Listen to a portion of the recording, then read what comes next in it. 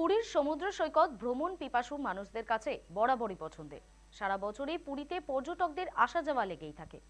বিশেষ করে বছরের শেষ দিনে প্রতি বছরই ভিড় ক্রমশ উপচে পড়ে। এবারও তার ব্যতিক্রম হলো না। ডিসেম্বরের শুরু থেকে এই সমুদ্র ঘেরা রাজ্যটিতে পর্যটকদের ঢল নেমেছে। তবে এবছর 31শে ডিসেম্বর অর্থাৎ বছরের শেষ দিনে ভিড় ছিল চোখে পড়ার মতোই। 2024কে বিদায় জানিয়ে এবার 2025কে বরণ করে নিতে পুরীতে ভিড় জমিয়েছিলেন ভ্রমণ প্রিয় মানুষজন। বহু মানুষ এই সময়ে জগন্নাথ দেবের আশীর্বাদ নেওয়ার জন্য ভিড় জমিয়ে থাকেন। তারা নতুন শুরুটা জগন্নাথ দেবের আশীর্বাদ নিয়েই করতে চান।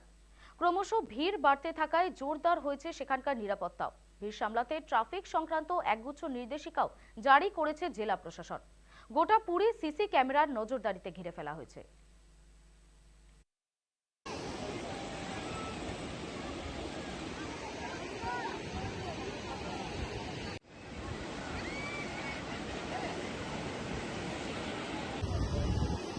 আনন্দ হচ্ছে, ফ্যামিলিকে নিয়ে এসে স্নান হচ্ছে, পুরো সমুদ্রেতে খুব সুন্দর সময় কাটাচ্ছি আমরা সবাই।